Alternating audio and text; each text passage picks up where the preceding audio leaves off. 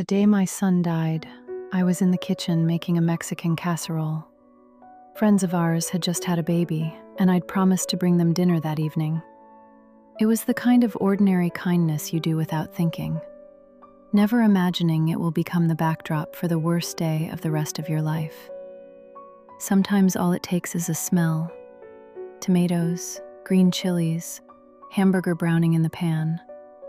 For years, those smells meant comfort, home. Now they belong to something else entirely. The buzzing of my phone pulled me out of my thoughts. It was his dad. I answered without thinking. "Is he with you?" he demanded, panic in his voice.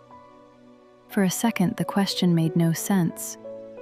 It floated there, disconnected from reality, the way words sometimes arrive before your mind has time to catch up to what they mean. "He never came home from school," he said. "His car's not in the driveway and nobody's heard from him." "No," I said. "He's not here. He's supposed to be with you." Even as the words left my mouth, something shifted inside me. It wasn't panic, not yet. Just a thin thread of cold unfurling low in my stomach. The kind of warning your body recognizes long before your mind is willing to believe it. I hung up and immediately called his phone. It rang over and over again before going to voicemail. Then I texted, "Where are you?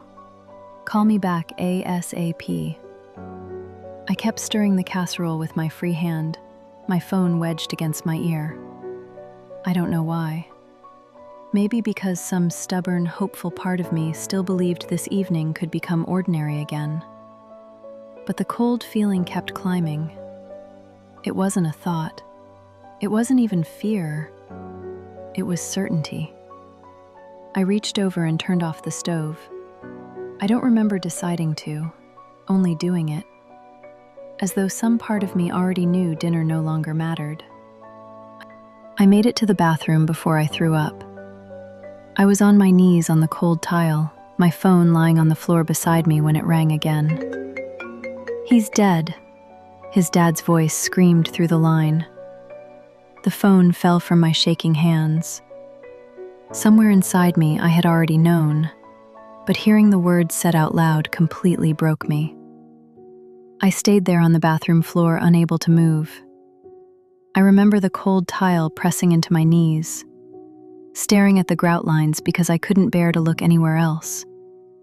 And I remember the smell. The casserole was still in the kitchen. Tomatoes, green chilies, melted cheese.